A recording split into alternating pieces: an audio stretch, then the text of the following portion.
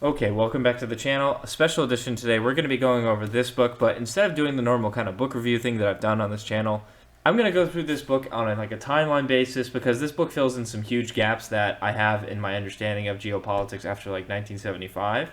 So we're going to start things off by going over what happened in school, what you probably learned between 1945 and 1975, what this book covers, and we'll go over that in depth. But to make this all easier, because I know that this is at least 40 minutes long, I've put everything I can in the description to make it easy for you to decide which parts you want to watch if you don't want to watch the whole thing. I get it. It all comes into a nice little orchestration at the end, but I get it. If you're pressed for time, you don't want to watch the whole thing, I understand 40 minutes is a long commitment. I've put as much as I can in the description, so go check out the description for the timestamps and the topics, and that way you can look at the topics you want to understand best. Or if you find a part super compelling, you want to look back at it at some other time, it is timestamped for you so that you can look back at it easily. Because trust me, when you try to make a video and you think it's going to be 20 minutes long and it ends up being 40 minutes long, you would like to at least have chapters to go between, and I totally get that. So it's all in the description. Please take a look at that. I put a lot of work into this, and again, a lot of this is based on this book. I highly recommend you get it. This was written by someone who is in the Navy. Man, does he know what he's talking about, and he fills in these huge gaps that I've had, and he answers big questions that I've had. So without further ado, we'll just get into it. Okay, y'all, special edition today. We're going to go through the Cold War and kind of the things that you probably learned, and we all know that education sucks today, so we know that we probably got shorthanded in terms of actually learning things about the Cold War. But then we're also going to go through the presidencies that we don't hear fucking shit about, and I finally found a book that I'm really excited to present a lot of this information on. So as someone who wasn't in an adult life through the 90s, all this stuff is total foreign information, right? So in the Cold War, you learn things up to a certain point. Like for us in high school, I know that we stopped at Vietnam, and we never went past anything there, so really past 1975, I highly doubt anyone really learned anything. And probably today the curriculum is still the same. Nobody's going past Vietnam. If they do, I'd be really curious to hear what people are learning about today, because I highly doubt people are talking about anything even up to the fall of the Soviet Union. I mean, think about it. When it comes to school, what was the latest that you could remember that you guys actually learned something about? The fall of the Soviet Union? No, not happening. Not in school, at least. So anyway, this book does a great job of filling up all that knowledge that I feel like I never got in school. And now I have an even better understanding of what happened with China and this kind of Cold War 2.0 thing that happened, right? Because once the Cold War finished with the Soviet Union falling, China was kind of biding their time and doing their thing. And today they end up being this kind of adversarial country next to ours as an economic superpower, right? But it makes you wonder, how did they get to that point? We never hear really anything almost ever about China, except for the really, really highlight events. And to be fair, even the highlight events you don't hear anything about, right? I remember in my high school I had a great history teacher, and he taught us that, yes, Stalin killed about 27 to 22 million, something around there, of his own citizens while he was in power in the Soviet Union. And yes, we learned excessively about World War II and the horrible things that the Nazis did. They killed about 6 million Jews, but 22 to 28 million is bigger than 6 million, right? Now, this isn't supposed to be like a dick-waving contest about who got more kills, right? But it just highlights the fact that even though the Soviets were our allies, and this is really one of the big reasons that we didn't criticize them the way that we do the Nazis were like the communal enemy that everyone could just lambaste constantly. The Soviets were a little bit more complicated because they were also Marxists and of course communists, and because they helped us take down the Nazis, well, people didn't badmouth them as much, and people tried to shield the fact that he killed way more people than Hitler did, even though it was still fucked up what Hitler had done. So the point I'm trying to make through all this is, even though Stalin killed 22 to 28 million, I literally had zero idea that Mao Zedong had killed around 60 million plus. It can even be more north of that, is how ridiculous the amount of people that he killed over there was, through their land reforms, the Cultural Revolution, the Great Leap Forward, just all these very, very bad policies that led to it. And of course they have other things that were supposed to short-term patch things, like the one-child policy. There's plenty of things that China has done as a mess, but the point is, I didn't understand that he had killed as many people as he did, and I had no understanding that he, even though Hitler did 6 million, Stalin did 22 to 28 million, Mao had done well north of 60 million, which is fucking insane, but nobody talks about it, right? And that's one of the things I want to highlight. So let's go through the Cold War here real quick. Now, this is a very, very quick timeline from all the big events of 1945 to 1991.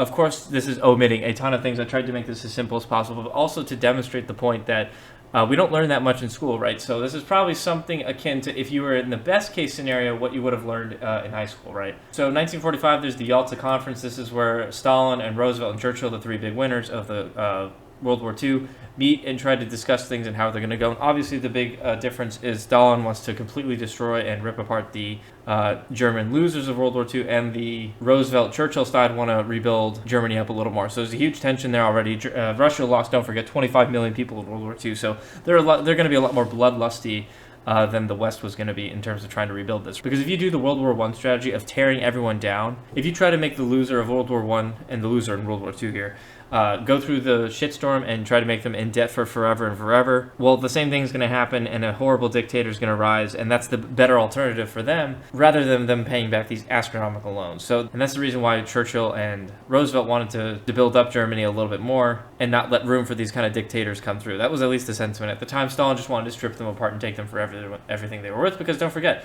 Russia got absolutely bombed as well. And Russia, while not devastated as much as Germany, was still very ugly. Tons of deaths, and their infrastructure wasn't all that great as it was anyway. So, 1946, Churchill makes the Iron Curtain speech. He basically says an Iron Curtain has been cast across Europe, and that there's going to be serious tensions between the Soviets and the Western powers as they see things very differently.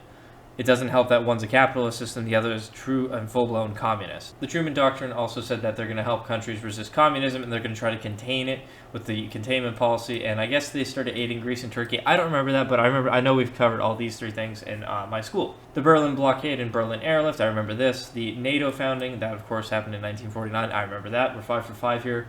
The Chinese Communist victory. This is the crazy part. This is like the only thing you really hear about, at least in school, at least at my school. And I remember this being like, whoa, China was communist? I didn't know that, right? Because we don't hear shit about fucking China anymore. And we're going to go through that today and make sure that you guys understand that, or at least how things were in the 80s and up to where they are today. But yeah, they basically got very little attention, especially post-Mao in school. So 1950 to 1953, I love that this is a 3-year war, and of course most of the fighting was done in the first year, as far as I understand. But I remember this probably got like maybe 2 paragraphs in our school textbook, and I was like, what the hell? So if you do a deep dive on your own into the Korean War, this is actually way more fascinating and worth more than just 2 paragraphs. But basically, North Korea is communist and the South is not communist. The Soviets back the North Koreans, they invade and try to take it all over. At the last second, the U.S. intervenes and pushes them all the way back to the Chinese border, and China says, oh, fucking hell no. MacArthur ignores some of his scouts thinking China would never dare attack the U.S. forces, and China intervenes and actually attacks, and they catch the U.S. off guard, but they push them back to the line where it is today. And of course, this is the second thing you hear about the Cold War, which has China involved, is China actually helped in the Korean War, which is like, what the hell? And it makes sense because they don't want the U.S. on their border. 1955, the Soviet-Warsaw Pact was formed. It's a little later than this, and it's kind of crazy that it took 6 years, but yeah, that makes sense. I remember this specifically in school. Khrushchev's secret speech in February. Now, this was in 1956, and I do remember this in school. I think we spoke about it. Maybe I'm not 100% on that.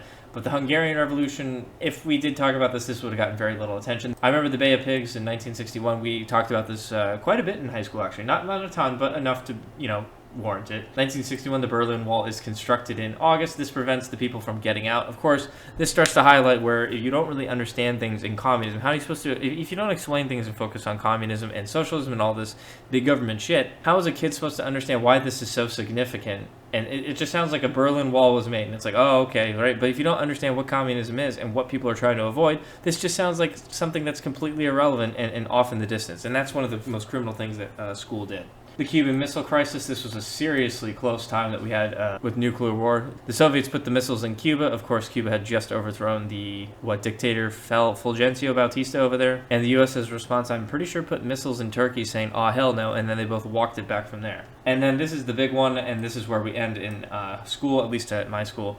The Vietnam War, which was from, major, it says 1955, but for all intents and purposes, we were really there from 1965 to 1973. The U.S. was, this is another one of these proxy wars, just like Korea. The communist North is invading the South, and the U.S. wanted to use the Truman Doctrine and say, hell no, we're going to stop this. Very unpopular war here, a little different than Korea because it also took so long. But this is one of the last things this is basically the last thing we discuss is up to 1975 in the Cold War. And this is why it's so criminal, is because there's so much more that happens after that in the rest of the world. But history and the history book, and I was a high school student back in 2015. This makes it, there's a 40-year gap between what had happened, right? So you have to imagine that something happened in the 90s. So school's not teaching what happened in the 90s is kind of BS, right? So anyway, Nixon visits China in February. This is the third thing you hear about. I remember this was called ping pong diplomacy, specifically in our school. And a lot of this was because, okay, if we become friends with the communist China, we can turn it against the Soviets and use the China as an ally against the Soviets. It's kind of fucked up thinking to think like, oh, let's go to another communist country and use them against this other communist country, and they won't exploit us. But this was a pretty big mistake, in my opinion, on Nixon's part. So the Soviet-Afghan War, we never hear anything about this. This is criminally undercovered, especially in our... I highly doubt that most people even know that this was a thing, but this is one of the big things that led to the Soviet downfall and the fall of the USSR. This seriously bankrupted them. And then when people joke about countries invading Afghanistan and empires falling apart in the Middle East, they can point back to this moment and be like, well, that's the moment that the USSR cracked before. So 1985, Gorbachev becomes the Soviet leader. He uses reforms like glasnost. Actually, I do remember this from high school vaguely. We talked about glasnost and perestroika, but we really didn't focus on it that much. I remember those two words from school. The fall of the Berlin Wall in 1989, I specifically remember this not being covered. So what's so fantastic about this book, I'm not going to be doing like a totally in-depth like book review like I normally would, but we're going to go over these things in like a chronological order and talk about like the presidencies of the 80s and especially under Bill Clinton and the 90s. Then we'll talk about Bush and Obama a little bit, but this book actually focuses mostly on Bill Clinton, right? And this brings us to another question, which is, if you had to go back and you can't use Trump, what would be the best president of the last 50, 60 years? Basically, you have to go back to at least Republicans will say, you have to go back to like Reagan and use the trickle-down economics. And, you know, I covered him in another book, Leviathan and Its Enemies, about why he might not have actually been that great of a president. But a lot of the time, you can, if you're a Republican or you vote like non-Democrat, non-communist, you can basically say like, okay, there's no good case for Obama, there's no good case for Bush, there's no good case for Clinton, and this book will tell you why. Bush Sr.'s not great, no new taxes. And then you can go back to Reagan, and at least economically, it seemed like it was decent. But you're starting to go back 40 years at this point, and that's like a point that I hadn't lived in. And there's only so much you can gather before you kind of realize, you know, people had to have lived through it, and the 80s was just a different time culture, right? So even if it's not Reagan, then you go back further, like you go to Carter, Ford, Nixon, Johnson, and you can point back to Johnson being a particularly horrible president. And they do talk a little bit about the Great Society, actually, is what I remember from high school. But again, a lot of the time, it's criminally undertaught, and you're supposed to get through this in like a month and a half of like the Cold War. It's just like a total joke, right? In a perfect world, people would focus on it more and tell you how bad communism is. But as we're going to discuss with this book, people love to hide how bad communism is because maybe they're communists. Okay, now we get to the actual substance of the book. We're going to look through these presidencies and see what we can determine. We can also look at Chinese presidencies, which is really cool. This shit is so exciting because when I was reading this, I was like, this is the book I've been looking for. I want like a definitive case of why Bill Clinton sucked and why people don't think he was a good president. And it's like things start to come forward, right? So the foundational failure after the Cold War of the late 1980s and early 1990s. We're going to pick up where we would have left off. Best case scenario in high school. I highly doubt a lot of teachers teach it very well. I happen to have a pretty good teacher. Not perfect, but gave me a very good idea, and with that I could pick up the pieces because this is the stuff I'm interested in. So the collapse of strategic memory. After the Soviets fall, the U.S. experienced a collapse in strategic education about communism. This is highlighted and cannot be underemphasized. When you look at people today, they are openly communist, openly Marxist, and they love the idea of like a socialized government. Yes, everybody's equal. Give everybody equal. Give everything to the state, and the state will distribute it. People have not learned their lesson, but during the Cold War, there was a period in America where people actually understood communism fucking sucks and is terrible, and capitalism, if you know you want to use the terms or whatever, capitalism is the way to go. Communism and using big government is terrible because your property rights get completely and totally stripped, and then you end up with gulags and stuff like that, at least during the Stalin era. Maybe it got a little bit better, but for the most part, it was still ugly, and we see the same thing kind of with communist China today. Ooh, that's fun. During the Cold War, American military and intelligence professionals were deeply trained in communist ideology, doctrine, governance, economics, and military order of battle. That institutional knowledge atrophied rapidly after 1991. And after 1991, right, this is years before I'm born, but people thought, okay, we beat the Soviets are gone, the U.S. won, woohoo, we can just kind of let our guard down, the end of history, nothing else is going to happen. It's kind of the same sentiment we saw with World War I, where people go, this is the war to end all wars. And did it end all wars? Obviously not. So when you hear these kind of things that are just like, okay, we're done now, we don't have to try anymore, it's like, no, there's human beings are human beings, there will always be a struggle. There's no world where we can live in like a utopia. It just doesn't exist. It's not possible. Not with all the warring factions of our genetics at play. So as great power rivalry faded from focus, so did education on communist ideology, huge, strategic competition planning, and long-term adversarial analysis. This created a generation-long gap in understanding the nature of communist regimes, especially the Chinese Communist Party. Don't forget, they're a Chinese Communist Party, right? Of course, and this is still present today, especially when it comes to China, because the Cold War and what we learn in school, even if it's very underwhelming, it all focuses on the Soviet Union. There's only 3 points where I was able to mention China, and they were all kind of almost like water bubbler, other than the first point, water bubbler points that are very easily forgettable. So Deng Xiaoping and the strategic seduction of the United States from 1978 to 1997. So I'm going to give this to you guys. This is not necessarily covered in the book, but like this is important to understand. So when the Chinese Communists won in 1949, this was Mao over Chiang Kai-shek. Mao won, but they used like communism as their main thing, right? So what did they do? They had land reform, and they ended up stealing a lot of land from people regardless of what happened, and they killed millions of people. not caring that they had known these people before. Millions of people died, and this was very tragic. This wasn't the last time that millions of people would die, because guess what? With the Great Leap Forward and Cultural Revolution, people would die through that. And I think there was like the killing of sparrows or something like this, and it ended up like causing these huge famines, and these famines were based on their ideology and their ridiculousness. So with that kind of background, you can kind of start to understand where Deng Xiaoping comes from. Deng Xiaoping inherits this Mao Zedong type communism, and Mao Zedong is almost worse than Stalin in a lot of ways. When Stalin was telling Mao that he might have to pump the brakes, you know that things are like really fucking bad, because that's how extreme Mao was. But Mao found a way to like purge people out of the party. He like tricked people into thinking like, oh, you can criticize us, right? And then he just boom, kills them, throws them into camps. You know, the fun stuff that communists do. And so it was really, really hard to speak out against the Communist Party. And of course, that didn't really change under Deng Xiaoping. But Deng Xiaoping inherited this and said, okay, look, he almost had a Khrushchev moment and said, okay, look, Mao was right about 70%, and his implementation was wrong, so we give him the 70-30 benefit of the doubt. So he doesn't criticize the Communist Party and its upbringing. He doesn't say that it's illegitimate, but he says like, oh, you know, he did things, he did a lot of things that had a lot of right sentiments in his head, but he didn't necessarily execute them right? And this is like hiding that millions of people fucking died under him. But when you have the understanding of Deng Xiaoping amassing a kind of messy party and this huge population, and it's extremely, extremely poor back then, you start to understand how Deng Xiaoping had an influence on the country. So Deng Xiaoping's grand strategy. Deng Xiaoping recognized that the West, especially the United States, could be turned from enemy into an engine of China's rise. Deng Xiaoping, don't forget, he was initially in power in like the 80s. He saw that the Soviet Union was terminally weak. They were going into Afghanistan. Things were getting worse and worse for them and offered little value. The West possessed capital, technology, talent, and markets, and threat deflation was essential to avoid containment. Threat deflation being like, oh no, we're not a problem. We're not doing anything crazy, and you can just ignore us. We're not going to try to rival you guys, and that's trying to like undermine how much you're actually trying to do.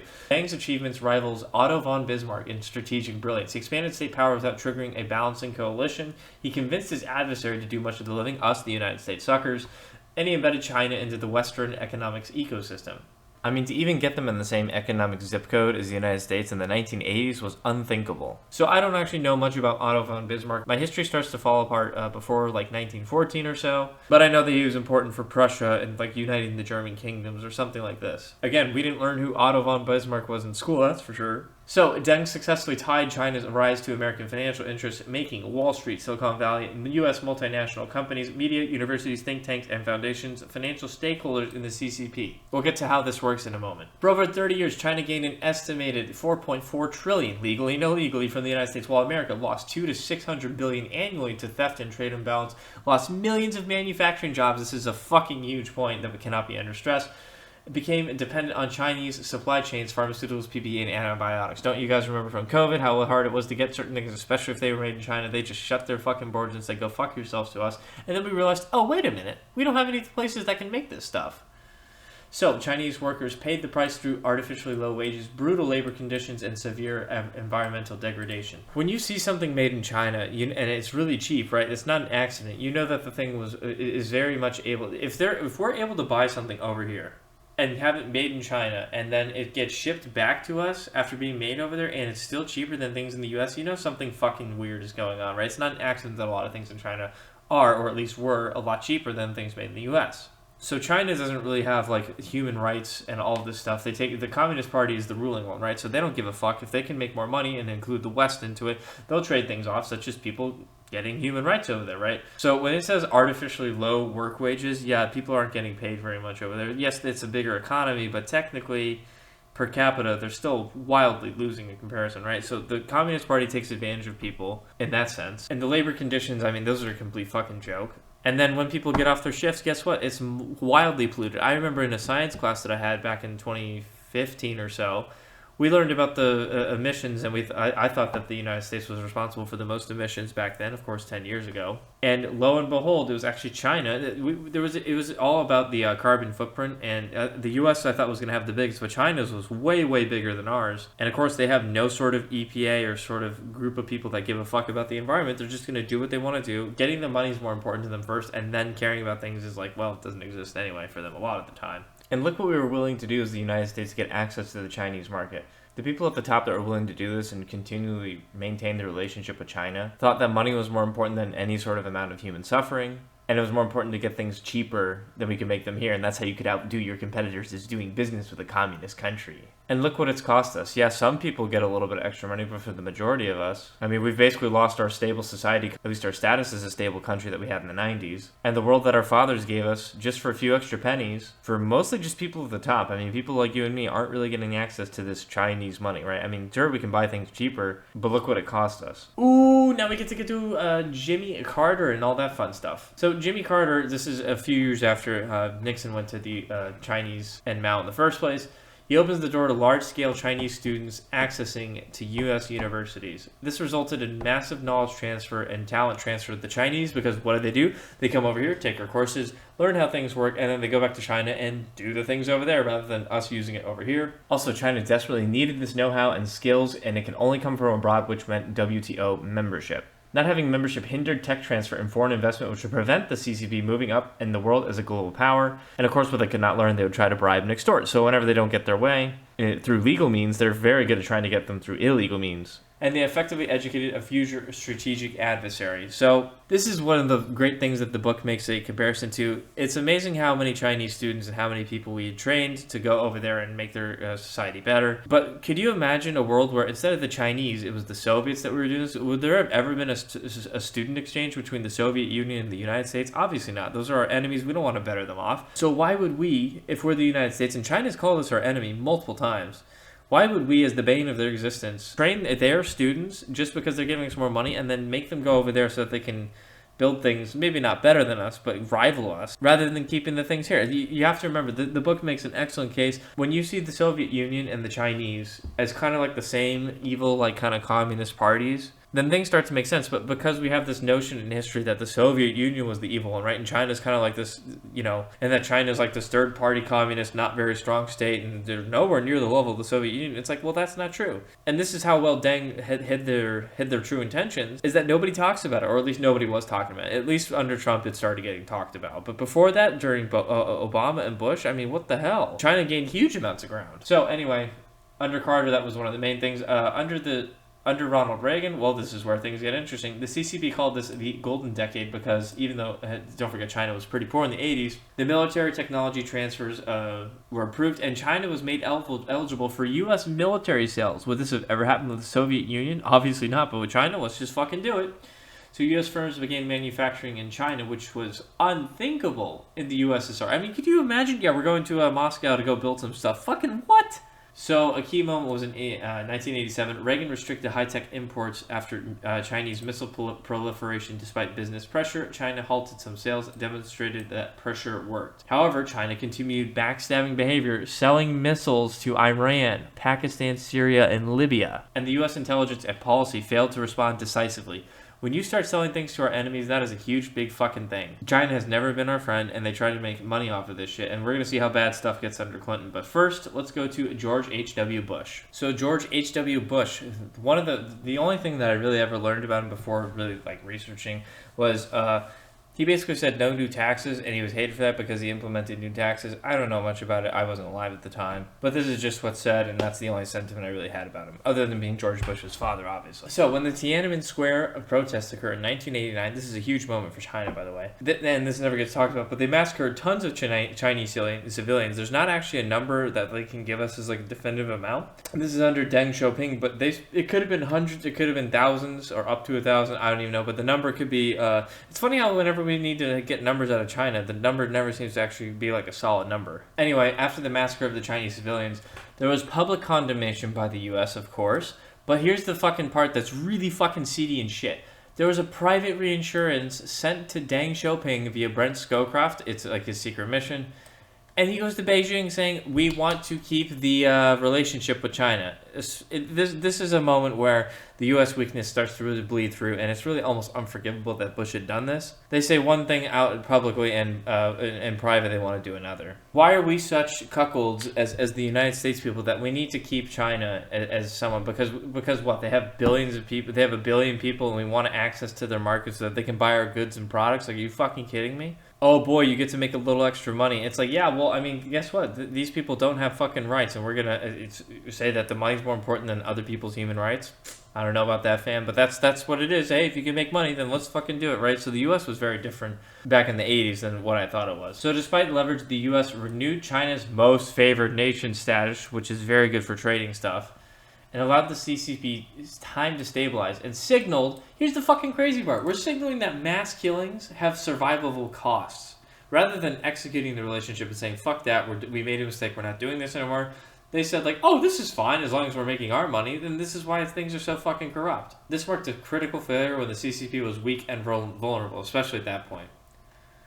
Ooh, so Bill Clinton, this is where things start getting real fucking spicy. Clinton fundamentally normalized no strings attached engagement. Key actions. He weakened most favored nation conditions on human rights and proliferation. Basically saying that China doesn't have to worry about human rights as long as we're getting our stuff, we're fine with the relationship. Who cares about their human rights? He backed down on sanctions for missile sales to Pakistan. When China sold some missiles to fucking Pakistan that we had made and given them. And then he basically said, oh yeah, we're going to do sanctions, and then actually doesn't follow through. What the fuck do you think China's going to say with that? Oh, okay, not only can we kill people, we can also sell missiles, and they're not even going to stop it because they're so hooked on our fucking economy and access to our markets. That's how fucking pathetic this was. So Clinton, big fucking no-no. Then he demonstrated vulnerability to commercial pressure. It was more important to have the U.S. firms and the businesses who were going hand over fist trying to get into China saying, oh, please, no, we need to make more money this way. Our access to this market's important. He said that that was more important to be able to do and have access to, rather than stand strong in our firm morals and principles. So by removing the human rights barrier to the U.S. and China commerce, of course, including that, rather than releasing all the Tiananmen protesters, he didn't even have to ask for that. He removed the word all, which was very controversial. A lot of Chinese students had specifically asked the Clinton administration with their most favored nation status renewal to include a provision specifically that did say to release all Tiananmen Square prisoners. And once they deleted that word, this normalized the no strings attached most favored nation status renewal to China. It's all benefit, no cost, no reform to China. It's just here, have a free status, no problem. We make our money, who cares? And the bigger betrayal is that Clinton ran on being strong and tight against most favored nation status on China, only to walk it back and be soft. So he sold out and he basically protected U.S. business interests rather than staying harsh on the communists in China, all because China had a huge market and people could make things cheaper over there. If this doesn't put it into perspective how badly we got robbed by China, then I don't know how to put it. But you can at least realize that nobody really acknowledges this. Is not like common sentiment. Nobody talks about it. The media doesn't talk about it whatsoever. And they still have the pro-CCP sentiment in their heads as if the CCP is really not all that bad. It starts to come through why Bob Dole had said, where's the outrage during his campaign? And somehow fucking Bill Clinton got reelected after that. That was even crazier. So World Trade Organization membership. Clinton ushered China into the World Trade Organization, of course, because money's more important than that. And having access to the WTO is very important for China because don't forget China was super poor under Mao and so when Deng Xiaoping actually inherited it, he had a huge mess and tried to get them modernized. Because trust me, China was not modern. And plus with World Trade Organization membership, it was promised that they would democratize and human rights improve. But if you're going to give it to them, they don't have to do anything. Then why? They're not going to do this. And these claims proved disastrously false, of course. The major scandals from Bill Clinton intelligence failures. Well, the FBI and Thompson Committee found PRC influence in operations in U.S. elections. Of course, Bill Clinton was, lambasted for the Monica Lewinsky scandal, and the sex scandal was very easy, but I'm not trying to say this was like a distraction, but my God, there was credible evidence that Bill Clinton was influenced by the PRC.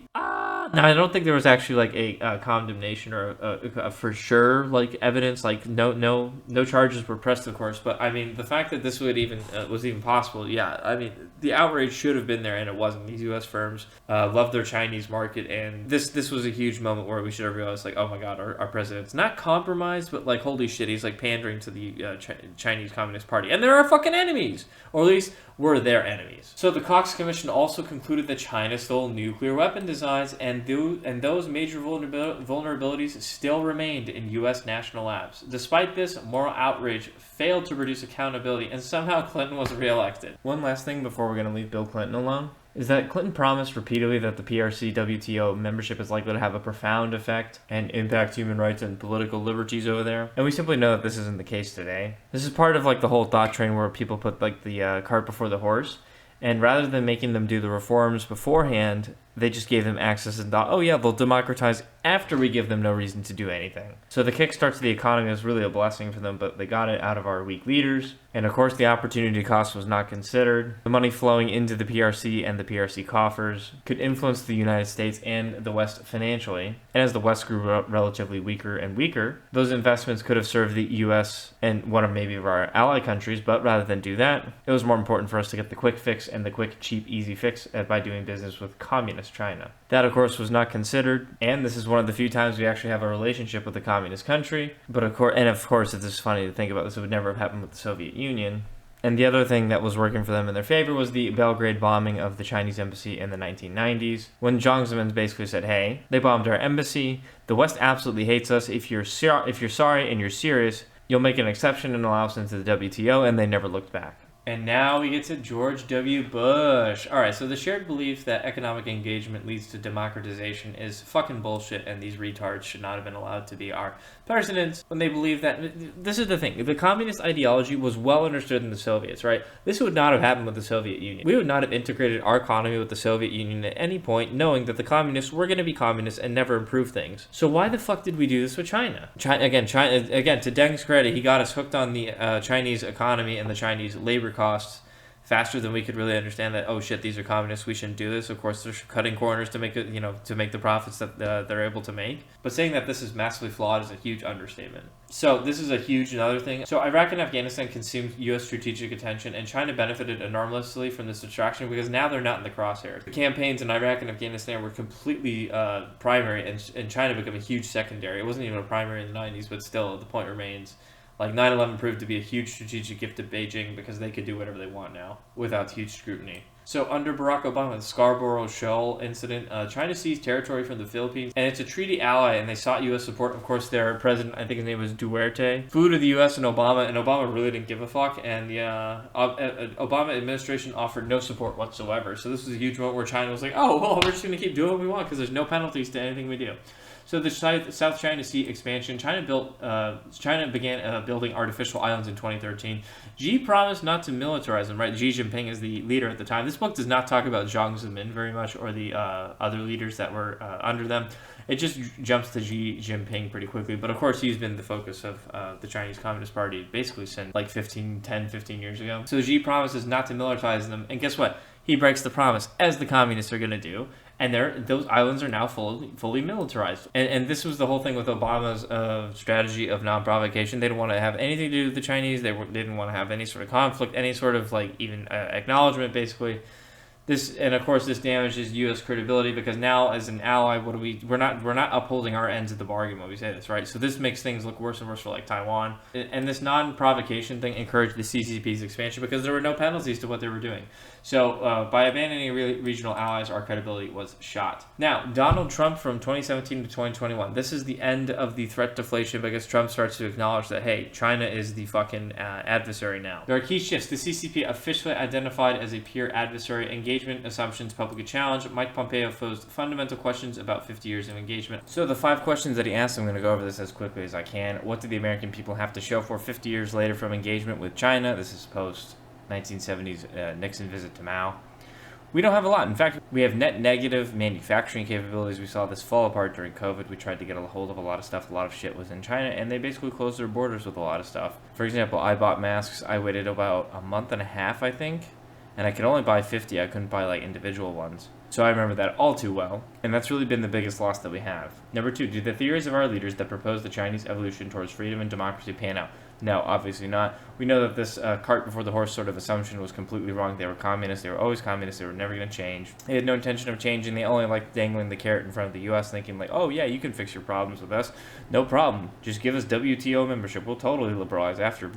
Not the case. Number 3, is this China's definition of a win-win? Well, win-win is interesting because that implies that you're looking out for the other person's interest, but win-win for China, definitely not the goal. They want win for them, and whoever else loses doesn't really matter. If someone else wins, nice, but that's not their objective. Their objective is to take as much of a win as they possibly can and be basically selfish. This is not anything different than dealing with a communist government. Number 4, is America any safer now? Obviously not. We can say that we have a lot of threats going on with them.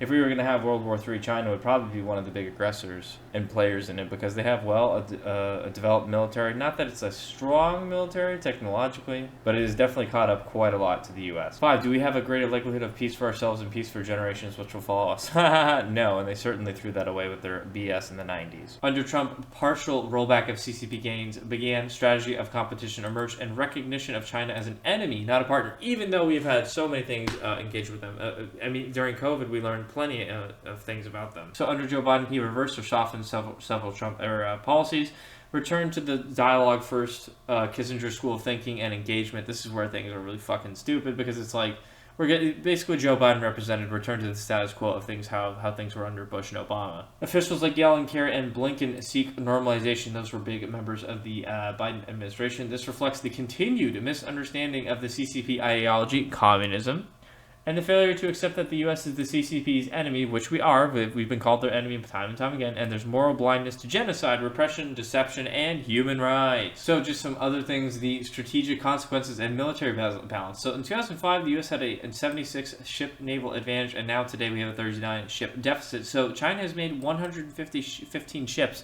and the shipbuilding capabilities that the U.S. has now are not very good. The U.S. maintained open door military access. I mean, the things in this book that were said, like there's Chinese captains and admirals that come in and they just walk through our battleships like, oh, this is nothing, right? Can you imagine a Soviet officer walking through our battleships free willy-nilly and like, you know, you could just come in anytime you want, open door policy? What the fuck? So obviously these dudes have technological exposure and there's plenty of strategic complacency. After 1991, the generational understanding of communism collapsed. Younger generations, my generation included, lacked ideological memory, and the U.S. stopped producing long-term strategists. The West assumed China would democratize like Hong Kong, Taiwan, South Korea, and Singapore. And this was a catastrophic mystery of communist ideology. So some last random notes about this whole thing were, do not fund your enemy.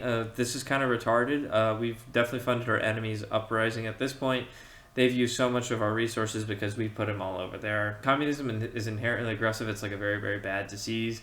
This is the Cold War 2.0. We should have recognized this a long time ago. We're basically like 10 to 15 years behind strategically at this point because of this not understanding what communism really is and how the Chinese use it constantly. An interesting point in the book is alcoholism and abortion signal that the Soviet had societal decay, and those rates were pretty high in that society. So even though the Soviets might have seemed strong on paper, societally they were pretty weak. Nuclear proliferation to Japan, South Korea, and Taiwan could complicate the CCP strategy because now you're going to put the nuclear spiderweb around, right? So if you attack this person, the domino effect is going to happen where these countries are now armed and can defend themselves against you. Britain's post-World War I complacency mirrors the U.S. post-1991 failures, of course. Of course, I'll just mention briefly the great analogy that this book uses about Britain after World War I. Remember that this was the war to end all wars, so nobody thought there was going to be a war after, so why not just go all out in World War I and the war of all wars and end it all and try to make sure that your side wins. So because this war had ended all wars once it ended, there's no reason to do any sort of strategic planning afterwards because they had won the war. By the time that they started to come back to their senses like, wait a minute, Hitler's kind of starting to get real aggressive over here. The year was around 1932, and that's when they restarted their kind of strategic planning, but they hadn't used it in basically like 12 years. So in 1939, when Germany and Britain are going head-to-head, you know, the bombing of Britain and all that jazz, well, they had 2 decades to plan before, but they really only used the better half of 1 decade, and the devastation that Britain faced could have been completely different had they been preparing and come to their senses, just like the U.S. did in 1991 when they thought, oh, this is the end of history. Yeah, there's no reason to do anything anymore. We won the Cold War. China's not a problem. The USSR isn't a problem anymore, so we don't have to worry about shit. And the worst part, and one of the worst realizations that this book says is we actually funded our enemy. Can you imagine a world where Britain was funding Germany because they integrated their economies together? I mean, that would be laughable, right? So when you have these fathers giving their lives thinking that they're going to make the world better for their grandsons and sons, well, this actually made them very easy targets because they had not prepared, and the notion of the end of history and the war to end all wars was faulty, and people didn't realize it until it was far too late. The CCP's agenda aligns with American Marxist movements hostile to the constitutional order. They are basically allies. The CCP's agenda and American Marxists are basically allies with one another. The failure to confront the CCP when it was weak rests primarily on the shoulders of Clinton, Bush, Obama, and H.W. Bush. Post-Tiananmen restraint being a pivotal missed opportunity. Trump disrupted decades of denial, but the momentum has since faded with Biden returning to office. The cost of engagement was not peace, it was time, and time was China's most valuable gift. So that'll do it. If you stuck with me all 40 minutes, you should pat yourself on the back and high-five yourself. This is kind of a long one. I'm the one that's making this, and this is making me tired. But man, is it worth it. There's so much good stuff in here. I feel like I have a much better understanding of the 80s and 90s. Because like I said, in school, I at least got this like kind of, faulty but not great foundation. But at least it was there, right, between 1945 and 1975. But after that, I mean, you could have told me like there were, woolly mammoths or whatever running around. And, it's people will believe that because, well, there's not much written on it, right? At least in the formal education sense, right? So you have to really go out of your way and find books like this. This book was amazing. I found this book by listening to a podcast, and it was just talking about China specifically. It didn't really talk. The speaker didn't really talk much about like the United States necessarily, but this book ended up being a gift in the sense that it talks a lot about U.S. history and intertwined it with China in a way that I found super interesting. So if you stuck with me through this, I hope you gained something. I hope that you learned something. I hope that some sort of perspective was given to you that you didn't find the way that I found in this book. This book was awesome. And now that I'm armed with this information, I have an even better understanding of the world and especially the relationship with China and how the fuck they became the way that they are. So bye, thanks so much, and take care.